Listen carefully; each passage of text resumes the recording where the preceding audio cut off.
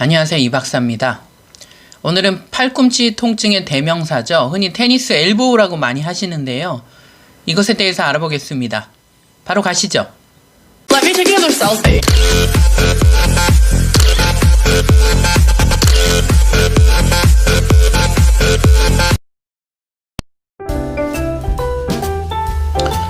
자, 여기 팔꿈치 통증의 대명사입니다. 테니스 엘보우라고 하고, 안쪽이 아픈 거는 골프 엘보우라고 흔히 말씀하시고, 원래 병명은 이 바깥쪽이 아픈 것은 외측 상과염, 안쪽은 내측 상과염, 이렇게 얘기를 합니다.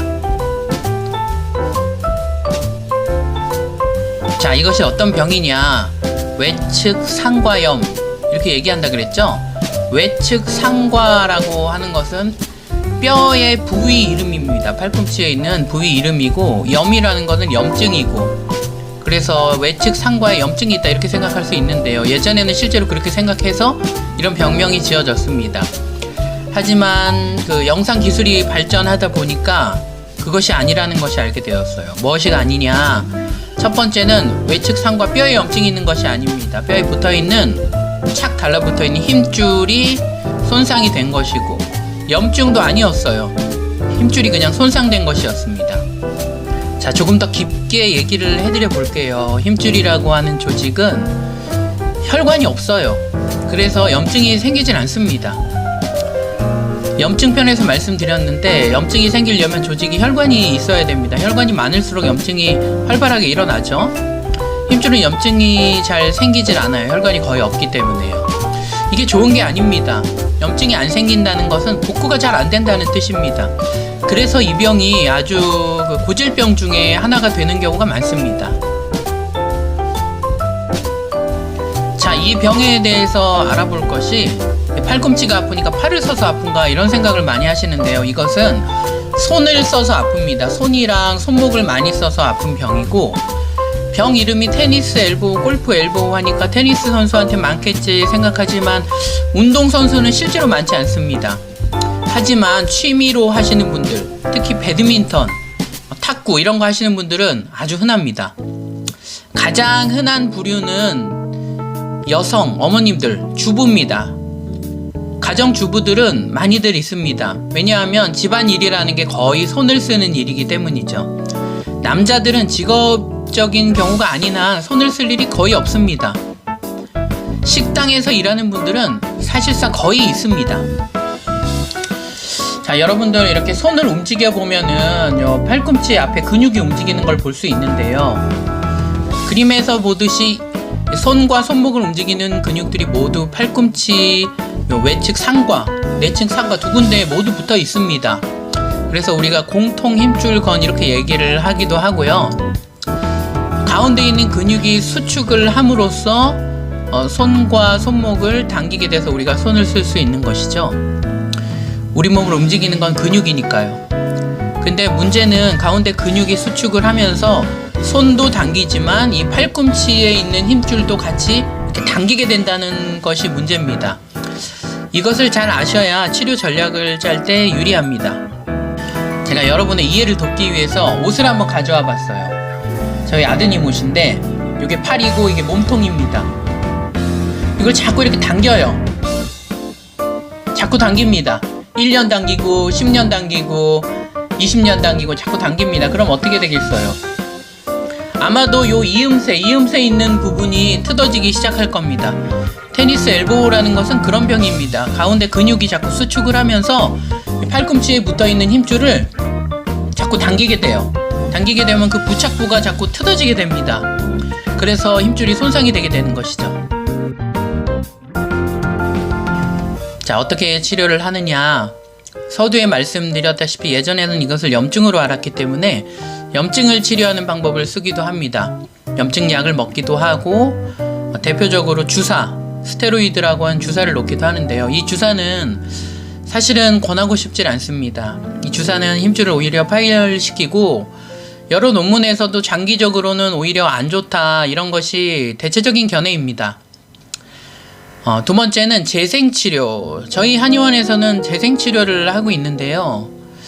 대체로 한 3번에서 한 6번 정도 차이는 다르지만 재생치료를 하면은 어느 정도 효과를 보시고 계십니다. 많이 쓰는 분들도요. 스트레칭과 마사지 기법이 있는데 이것은 꾸준히 하면 좋은데 하다 말고 그러면 안 좋기 때문에 오늘은 설명을 드리지 않겠습니다. 자세한 치료는 의사 선생님과 상의를 하시면 되니까 저는 여러분께 집에서 할 수 있는 현실적인 팁을 알려드리겠습니다. 현실적인 팁은 손을 쓰지 마세요. 이것입니다. 안녕히 계세요. 안녕히 계세요, 여러분. 네, 손을 쓰지 않을 순 없겠죠. 일상생활을 하면서. 그래서 손을 쓰면서 손을 안 쓴 것 같은 효과를 어떻게 낼 수 있을까 한번 알아보도록 하겠습니다. 아까 제가 설명드린 중에 중간에 근육을 수축하면 힘줄을 자꾸 이렇게 당겨서 문제가 된다 그랬죠? 제가 아까 옷으로 설명을 드렸는데요. 이 옷으로 따지면 옷을 이렇게 자꾸 당겨서 요 이음새가 뜯어지게 되니까 문제가 되는데 요 옷을 당길 때 요 앞에를 이렇게 잡아주는 겁니다. 잡아주면 옷을 이렇게 당기게 돼도 그 충격이 요 끝까지 전달이 되지 않는 것이죠. 여러분의 팔꿈치에 보면은 이 끝이 아플 텐데 여기서 조금 내려한 부분을 이렇게 뭐로 감아주는 거예요. 제일 제가 보기에 좋은 거는 손목 보호대를 이 팔꿈치에 감는 겁니다. 다시 말씀드릴게요. 여기 아픈 곳이 아니고 약간 아래쪽입니다. 아픈 쪽에서 좀 내려온 곳을 이렇게 살짝 감아주세요. 눌리는 느낌이 나게 감아주시고 여러분 일을 하시면 됩니다. 일을 안 할 때는 풀어두시는 게 좋고요. 너무 오래 하면은 손이 저릴 수 있습니다. 시중에 파는 팔꿈치 보호대를 보면은 무릎 보호대처럼 팔꿈치를 전체를 감싸는 경우가 많습니다.